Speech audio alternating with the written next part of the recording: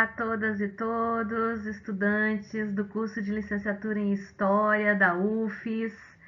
É com grande alegria que eu digo que estamos novamente juntos em mais uma disciplina. Eu sou a professora Ana Gabresch. Nesse segundo semestre, nós vamos continuar discutindo questões sobre história antiga, só que agora a gente vai acrescentar também a história medieval, mas com um novo enfoque, né? Agora, a nossa preocupação nesse semestre são as questões envolvendo o ensino de história, né? De que forma podemos apresentar esses conteúdos, né, que nós estamos aprendendo de uma forma mais palatável, de uma forma mais agradável, que conquiste os nossos alunos e, ao mesmo tempo, também promova a reflexão crítica neles, né? Então, é isso que a gente vai discutir ao longo desse semestre. E, novamente, reitero a alegria de estarmos juntos nessa jornada novamente. E nesse vídeo que eu preparei para hoje, né, para abrir a disciplina, nós vamos retomar algumas discussões que nós já fizemos no semestre passado, né, quando falamos sobre a área de pesquisa de história antiga no Brasil, sobre o livro didático, sobre ensino.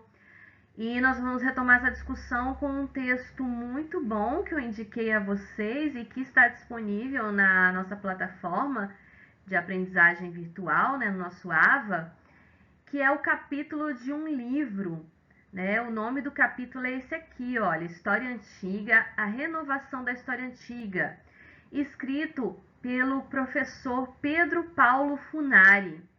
Tá? Quem é? Antes da gente entrar na discussão, eu vou falar um pouco sobre esses autores, sobre esse livro, tá? Quem é Pedro Paulo Funari? Ele é um renomado historiador e arqueólogo brasileiro.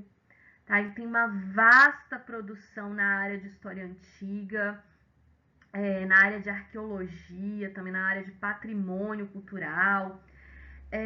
E ele é professor da Unicamp, né, a Universidade Estadual de Campinas. E, de fato, é uma ótima referência, né, se vocês têm desejo de aprofundar o conhecimento sobre arqueologia, escavações arqueológicas, até mesmo no Brasil. Pedro Paulo Funari é uma excelente dica. E olha que interessante, ele também tem produções na área do ensino de história antiga, né? Ele também se preocupa bastante com isso. E ele publicou uma série de livros sobre Grécia e Roma de uma forma mais de fácil entendimento para alunos do ensino fundamental e médio. Então, é uma ótima dica de leitura. Bom, esse é o capítulo, então, que nós vamos discutir hoje, né, que está dentro de um livro, né, e o nome do livro é esse aqui, né, História na Sala de Aula, Conceitos, Práticas e Propostas. É um livro organizado também por um historiador bastante conhecido, né, talvez muitos de vocês já conheçam, porque ele está sempre na mídia, né, Leandro Carnal. É historiador de formação, já foi professor universitário, e agora ele está ganhando bastante espaço, né, tanto nas redes sociais, na televisão, divulgando seu trabalho.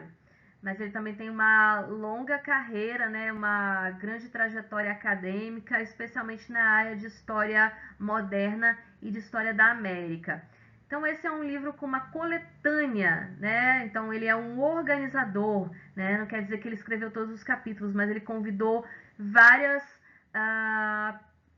pesquisadores renomados das várias áreas, né, para escrever um capítulo nesse livro, nessa obra.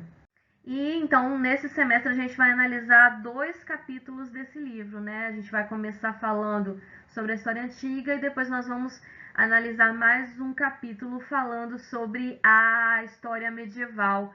Mas eu recomendo a vocês que, se puderem, deem uma olhada no livro todo, vejam o que chama a atenção de vocês, porque tem discussões muito importantes para o professor de história, nas áreas de história medieval, de história moderna, contemporânea, história do Brasil, e também nas várias possibilidades, né, de interdisciplinaridade da história com a literatura, por exemplo, com o cinema. Então, é um livro que vale a pena ser consultado, né? Um dos basilares para o curso de História. E antes de entrar no capítulo escrito pelo professor Pedro Paulo Funari, eu queria retomar um pouquinho a introdução, né? As discussões que são feitas na introdução do livro, a introdução que é escrita pelo professor Karnal, né? E que trazem algumas reflexões muito importantes para nós enquanto futuros profissionais, né? Futuros professores e professoras também, né? Importante frisar. E ele chama atenção lá no começo, né? Lá na introdução do texto, de que o próprio fazer histórico é algo que muda, né? A forma como a gente interpreta a história muda ao longo do tempo, e a forma de ensinar a história também não deve ser estático, né? Também deve estar em constante renovação, em constante mudança. Então, a renovação do ensino de história é uma coisa que deve ser sempre questionada, né? Ele fala trazida à tona. Ele fala da constante atualização do professor, né? Ele chama a atenção do desgaste, né? Que é comum a todas as profissões quando a gente passa anos e anos executando a mesma tarefa. Mas é importante frisar que passam-se os anos, mudam as metodologias, mudam-se o nosso objeto, né? Que a história também muda. Tinha-se uma concepção há muito tempo, né? De que mas a história já aconteceu, é sempre a mesma. Não, né, gente? Os olhares mudam, novos documentos surgem, novas interpretações, teorias são abandonadas, né? E por que isso não pode se refletir na sala de aula? Né? Por que a gente tem que dar aula sempre da mesma forma? Muitas vezes a gente, quando se torna professor, a gente, mesmo conhecendo as novas pesquisas, os novos resultados, a gente acaba retomando a mesma coisa da época que a gente era estudante. Isso é até normal mesmo, a gente busca um porto seguro, né? Uma forma de ensinar, tal como os nossos professores ensinaram pra gente. Né? Mas o professor Karnal alerta, né, que continuar pesquisando, continuar descobrindo coisas em nossa área é uma forma de amenizar um pouco esse desgaste, né, dos anos sempre fazendo a mesma coisa, e também tentando instigar ainda mais o nosso aluno. Como diria Paulo Freire, né, o professor deve ser também um pesquisador, né, gente? Estar sempre atento ao que se tem produzido, né, não ficar parado no tempo, né? De que adianta, né? A gente fala em renovação, mas não somente nos instrumentos pedagógicos, né? De que adianta a gente ter notebook na sala, data show, os recursos mais eficientes se o professor mesmo está parado no tempo, né, e não consegue renovar o seu fazer pedagógico. Né? Então, é importante a gente ter essas discussões em mente. E vocês estão tendo acesso, então, às novidades, né, que a academia tem produzido. Vamos tentar reproduzir isso também na sala de aula. Bom, e aí a gente chega na discussão, né, e vocês vão perceber, né, a fazer a leitura do texto, que o professor Pedro Paulo Funari traz uma visão muito otimista em relação à história antiga. E é para ser assim, né, gente? Afinal de contas, nós vimos no semestre passado que, de fato, nas últimas décadas, houve uma grande expansão dos estudos em história antiga. E eu devo dizer a vocês que em algumas áreas, né, do estudo da antiguidade, as pesquisadoras e os pesquisadores brasileiros são referência, né? São citados no exterior. Então a gente não fica atrás dos grandes centros de pesquisa mundiais.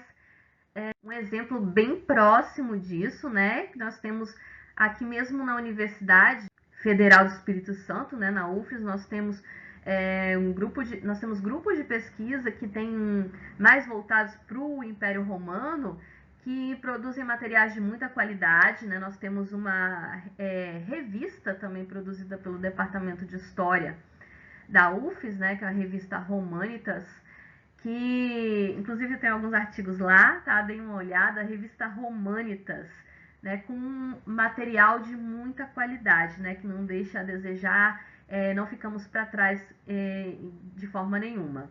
Então, pessoal, proliferam-se, né, os programas de pós-graduação, né, mestrado, doutorado, formando um pessoal bastante qualificado na área de história antiga.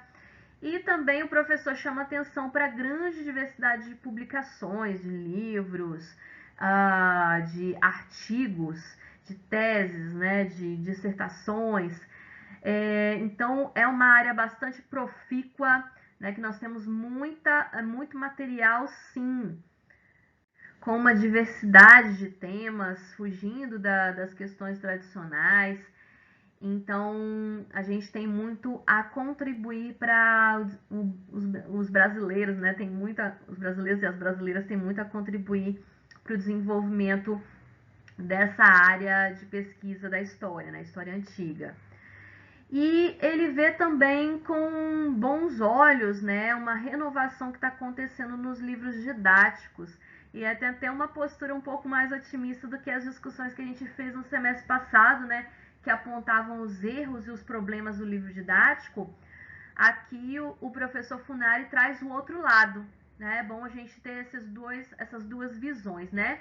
Se por um lado nós vimos no semestre passado que os livros didáticos, muitos deles possuem erros, possuem problemas, ou muitos têm algumas informações defasadas, o professor Funari traz aqui também as inovações que estão acontecendo também nesse âmbito, que há sim coisas boas acontecendo, novas visões sobre a antiguidade estão sendo produzidas, com foco em temas um pouco diversos. Obviamente que os temas tradicionais continuam, tais como o surgimento da democracia na Grécia, os períodos políticos em Roma. Afinal de contas, esse conhecimento também não deve ser abolido, né, gente? Os alunos precisam conhecer, né, esses fatos históricos para poder compreender o que vai ocorrer mais à frente. Mas é interessante notar que novas possibilidades de análise, né, com novos temas, novas estratégias, começam cada vez mais a aparecer, né, nos livros didáticos, permitindo então permitindo ao professor, né, ter mais opções para instigar, né, a curiosidade, a reflexão dos nossos alunos. Aí ele cita aqui duas coisas interessantes, né? Primeiro, uma tentativa de superação da dicotomia entre Oriente e Ocidente, que sempre apresentou, né, o Ocidente como o berço da civilização, como onde nós temos o pensamento racional, o homem guerreiro, né, civilizado, que conquista territórios, levando então não levando, né, mas ocasionado por uma postura muito eurocêntrica, né, da ciência histórica, e apresentando sempre o Oriente como exótico, estranho, extremo, né? Tem até aquela expressão extremo Oriente, né, para se referir ao a, aos países asiáticos como Japão, China, né, Coreia, fazem parte do extremo Oriente, porque eles estão muito longe da Europa, né? A Europa sempre como um centro irradiador de história, de cultura, de civilização. Então, nós estamos vendo muitos livros didáticos que estão tentando superar um pouco isso, tentando trazer à tona outros povos, outras contribuições, e que, por exemplo, Hebreus, dentro das suas dinâmicas sociais, não somente estudar Hebreus para saber como que o judaísmo vai dar origem ao cristianismo, que é a religião, uma das que sempre foi durante muito tempo uma das religiões predominantes no Ocidente. Então, tentar estudar esses povos ditos exóticos, diferentes, né, por eles mesmos, dentro das suas dinâmicas sociais, dentro da sua sociedade, dentro da sua cultura, não somente para em oposição ao Ocidente, para conseguir entender como que algo do Ocidente ocorreu. Por exemplo, não estudar o zoroastrismo, né, uma religião dentro do Império Persa, que tinha muito acentuado os conceitos de bem em oposição ao mal, só para entender como isso vai influenciar o cristianismo. Né? Então, as posturas mudam, né? Começam a mudar até que enfim. Né? E outra possibilidade, né, que o professor Funari traz também, que nós estamos vendo essa renovação ocorrendo em muitos livros didáticos, e é uma coisa que eu gosto muito, gostaria que vocês se atentassem também para isso, é a questão de relacionar o passado com o presente, né? Relacionar a antiguidade e o mundo em que vivemos, porque isso faz muito mais sentido para os nossos estudantes do que você só jogar informações, né? Falar que no ano de 476 depois de Cristo, uma horda de invasores entrou na cidade de Roma e nós temos as invasões germânicas e o Império Romano foi desestruturado.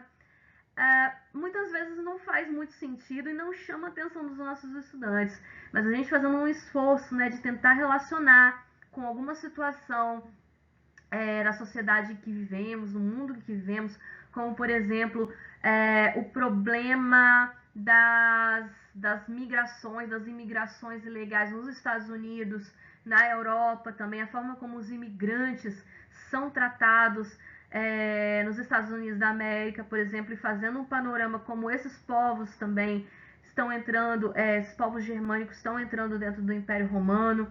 É uma forma interessante de pensar. Obviamente que o professor deve estar atento ao perigo, né, dos anacronismos, que eu acredito que vocês já devem ter ouvido falar, né, que é pensar, olhar para o passado com os olhos do presente, né, como se o que existe hoje sempre existiu em todas as épocas. Também a gente não está falando disso, né? Nem tudo pode se comparar, né? O professor tem que ter um certo cuidado em relação a isso, né? Que certas situações que nós vivemos hoje eram totalmente desconhecidas, né? Para os homens da antiguidade, para os homens do medievo, mas fazendo um estudo, fazendo uma pesquisa, é possível sim fazer essa relação, né, do presente com o passado para dar muito mais sentido aos estudantes aquilo que está sendo estudado. E como já foi dito, né, trabalhar os temas básicos, essenciais, é importante, eles não devem ser abandonados, né, para que também o processo histórico seja inteligível, né, para os nossos estudantes, mas a preocupação em diversificar temas e estratégias, né, no nosso trabalho docente é muito bem-vindo. Afinal de contas, nós queremos o sucesso dos nossos estudantes, nós queremos o aprendizado, né? E eu sei que é difícil, né, inovar. O próprio texto fala, né, que muitas vezes a gente, mesmo o professor estando empolgado e querendo fazer um trabalho diversificado, muitas vezes ele esbarra em pessoas que não estão muito dispostas a ajudar, esbarram em problemas como uma carga horária muito elevada e que o professor não tem tempo para planejar uma aula diferente, mais interessante, esbarra na má vontade do corpo técnico da escola, salas muito cheias, né, difícil lidar com a agitação dos estudantes.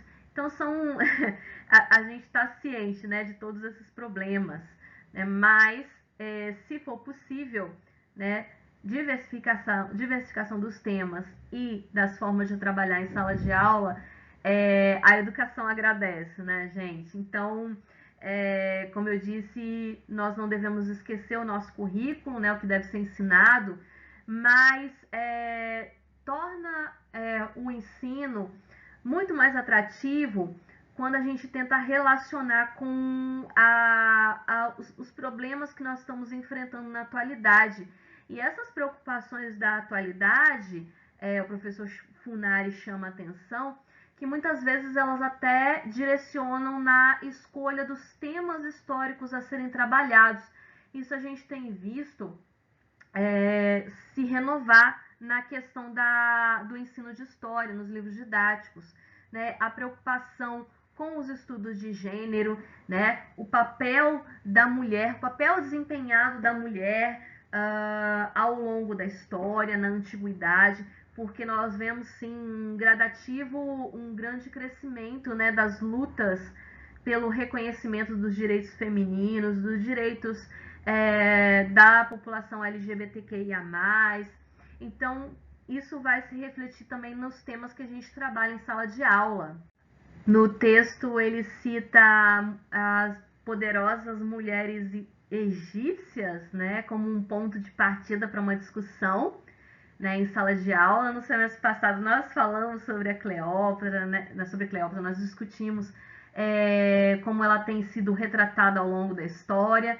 Também uma outra mulher romana muito forte, a Agripina. Então, são sugestões, né? Ele fala também de trabalhar as religiosidades, né? Que sempre é um tema que instiga bastante em vários níveis, seja não só nos meios universitários, né, gente, mas até mesmo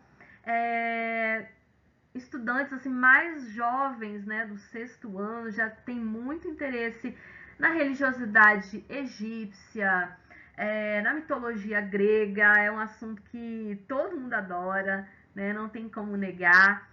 Então, tentar buscar relacionar esses assuntos com os problemas que nós estamos vivendo também no presente. A questão ambiental, também o texto não fala, mas é uma coisa a se pensar, né, como que os homens e as mulheres da antiguidade pensavam a relação com a natureza, como eles resolviam os problemas em relação à sustentabilidade, se eles tinham essa preocupação ou não. É interessante trazer isso para os nossos estudantes. E sobre renovação, né, de estratégias de ensino, eu gostaria de chamar a atenção de vocês para isso, porque essa é uma parte importante da nossa disciplina, que nós vamos discutir isso de forma mais aprofundada nas próximas unidades, né? Formas de diversificar nosso trabalho em sala de aula para além do livro didático, para além somente de uma aula expositiva, né? Tentando buscar estratégias para apresentar os conteúdos de história antiga e história medieval de uma forma mais lúdica, de uma forma mais atrativa para os nossos estudantes. E aí ele cita alguns exemplos que eu gostaria de trabalhar também nesse semestre com a gente, já que com vocês. Já que, se vocês perceberam, essa é uma disciplina que tem uma carga horária muito grande, porque grande parte dessa carga horária é para a gente desenvolver atividades práticas, ou seja, desenvolvendo mesmo estratégias de trabalho em sala de aula, né? A gente pensar juntos o que nós podemos desenvolver enquanto professores e professoras para tornar nossas aulas mais instigantes e atrativas, né? Ele cita aqui a confecção de história em quadrinhos. Isso eu acho fantástico, é uma sugestão que eu também tenho como trabalho para a nossa disciplina. Que os alunos desenhem, né, histórias retratando algum episódio da história da antiguidade ou da história medieval, né? Primeiro, esse episódio é debatido. Por exemplo, o professor fala sobre a história da Grécia e fala sobre as guerras médicas, né, que foram as guerras dos helenos, né, dos gregos contra o Império Persa. E aí ele introduz alguns episódios, como a Batalha de Plateia, a Batalha de Maratona. E aí os alunos podem escolher algum dos episódios dessa guerra e produzir uma história em quadrinhos, em grupo. Certeza que vai gerar momentos interessantes em sala de aula.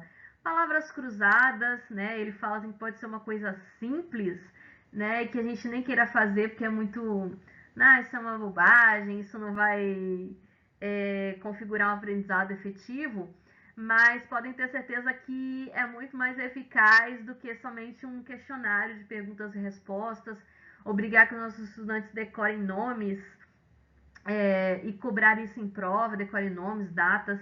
Não façam isso, tá, gente? Porque é cruel e só afasta os estudantes da história mesmo e fazem detestar, né?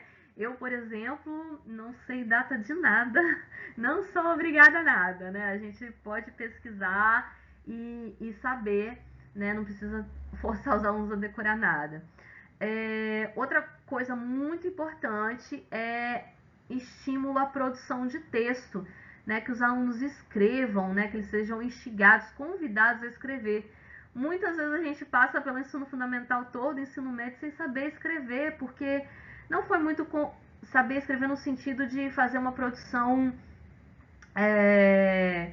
coesa, né, coerente, que seja inteligível, né, porque muitas vezes não foi cobrado, não foi instigado a isso, mas não como uma forma de obrigação, né, que obriga o aluno a fazer uma redação sobre como surgiu a democracia, né, isso é muito maçante.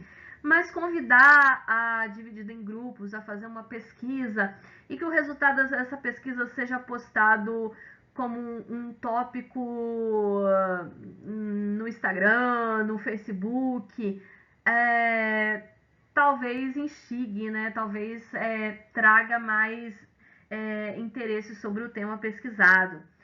Outra sugestão muito boa, gente, eu queria que vocês levassem isso para a vida, olha, quem sabe conseguem fazer, né? Leituras dramáticas de peças teatrais da antiguidade. É um tipo de trabalho teatral, né, gente? Leitura dramática em que os estudantes têm acesso ao texto, né? E eles vão interpretar papéis, né, eles vão dramatizar, não necessariamente encenar, né? Não precisa ter um cenário, não precisa ter um palco, não precisa ter um teatro na escola, mas isso pode ser feito em sala de aula mesmo, né? Nós sabemos a riqueza, né, do teatro grego e romano, né? E por que não levar isso para a sala de aula, que os alunos conheçam os temas trabalhados, né? E isso pode virar um trabalho interdisciplinar com filosofia, com o professor, a professora de artes, de filosofia, né? Os alunos podem dramatizar, fazer uma leitura dramática de algum diálogo de Platão, né? 2 alunos somente, né? Essa característica dos textos platônicos, né? Sempre um diálogo com 2 pessoas. Então, um aluno fala de um lado, lê o texto de um lado, o outro responde. Pode ser um trabalho interessante também que ele conheça esses temas que da antiguidade que muitas vezes a gente ouve falar, mas nunca leu, né? Às vezes a maioria das pessoas já ouviu falar desse tal de Platão e Aristóteles, mas não teve oportunidade em nenhum momento de ler algo dele, de ouvir, né? Então, talvez seja uma oportunidade.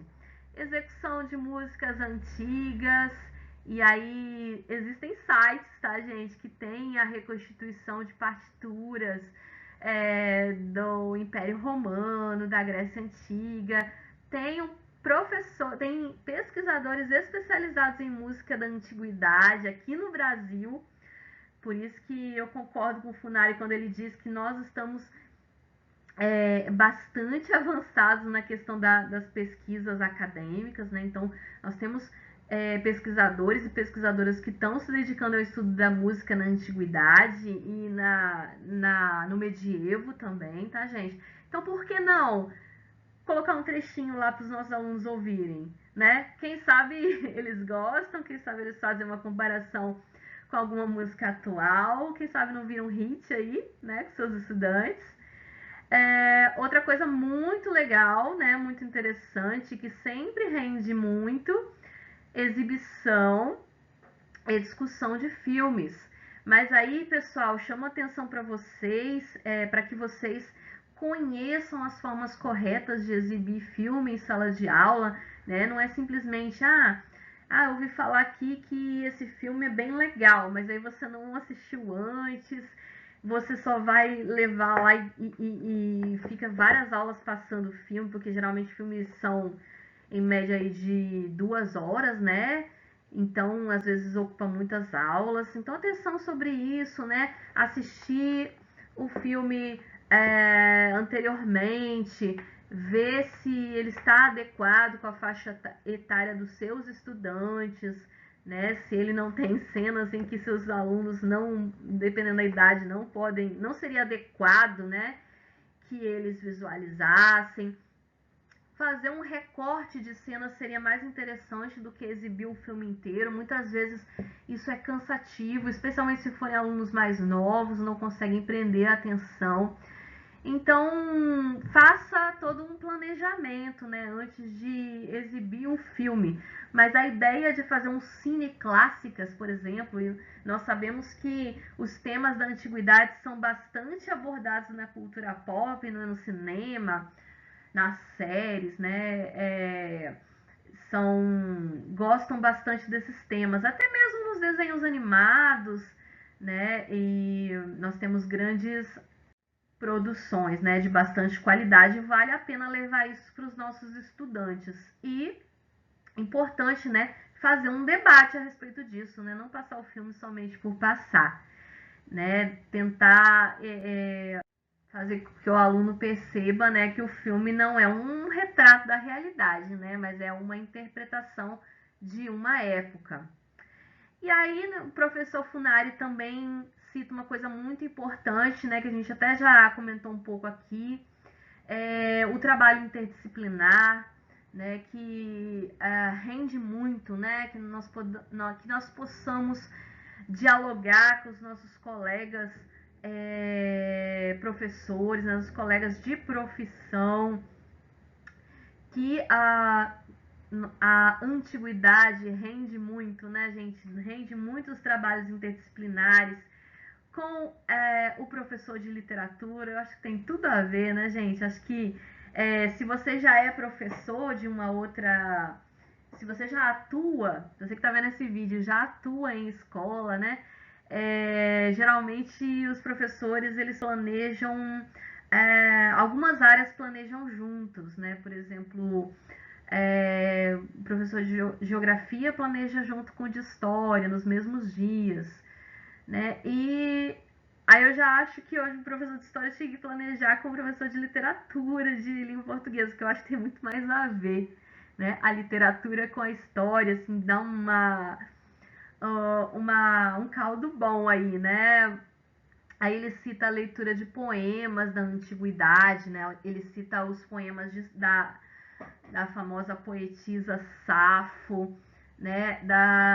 De Ovídio, também um poeta romano que cuja leitura não tem muita dificuldade, dependendo da idade dos estudantes, traz temas relevantes, traz temas interessantes, né? O vídeo discute muito em seus poemas sobre o amor, né? Sobre um dos livros mais famosos dele é essa, né? A Arte de Amar. Então, talvez traga discussões legais para a sala de aula, né? Aí ele fala de debater o livro Júlio César, né, de Shakespeare, nas aulas de língua portuguesa. E é interessante notar que muitas das concepções que nós temos sobre Júlio César e sobre o Império Romano vem do que Shakespeare escreveu, mas não de fato o que aconteceu, né? Talvez daria uma aula interessante aí com o professor e a professora de língua inglesa. Né? Por exemplo, aquela famosa frase, né, atribuída a Júlio César, né, quando ele é apunhalado no Senado, e dizem que ele olha para o seu filho adotivo e fala, né, até tu, Brutus. Bom, não tem nenhuma evidência de que ele teria falado isso mesmo. Ao que tudo indica, foi o Shakespeare que criou essa frase, né, e ele coloca no seu livro Júlio César. Então aí são coisas, curiosidades que acho que deixam a aula mais legal. E aí fala, né, da possibilidade de interdisciplinaridade com o professor de geografia, também é possível, né? E nós sabemos, né, que as contribuições dos antigos gregos para o estabelecimento do mapeamento do planeta, né, das constelações. Então é muito interessante a relação com a matemática, com a física, com as artes, a educação física, são inúmeras as possibilidades. Né? E ele vai fechar o texto com uma série de sugestões de leituras para vocês. Aí eu peço realmente que vocês atentem para isso. Fiquem atentos lá nas indicação de artigos que ele faz. Eu não vou citar todos aqui, né, que são muitos. Os autores que ele traz, os artigos. Eu separei 2 aqui para citar, né? Um é o site, ele cita a produção acadêmica do site da CPA, da Unicamp, que ele evoca em primeiro lugar, porque ele é professor da Unicamp, né? E de fato lá tem um Centro de Estudos e Documentação do Pensamento Antigo Clássico Helenístico e sua posteridade histórica. Possui site, tá, gente, em que vocês podem entrar, consultar. Tem uma gama de material, uma riqueza de materiais que podem ser acessados. A mesma coisa com o Laboratório de História Antiga, né? Esse aqui é da UFRJ. Também tem um site muito rico, com revistas, a revista Fênix, né? Produzida por eles. Muitos artigos gratuitos que vocês podem acessar, livros. Vocês podem conhecer as produções acadêmicas mais atuais na área de História Antiga. E é isso, gente. Fiquem atentos, então, a essas indicações. No próximo vídeo, nós vamos falar, então, sobre como as estratégias de trabalho da história medieval em sala de aula. Então, esse o Enfoque foi História Antiga. No próximo, nós vamos discutir a história medieval. Obrigada pela atenção e tchau!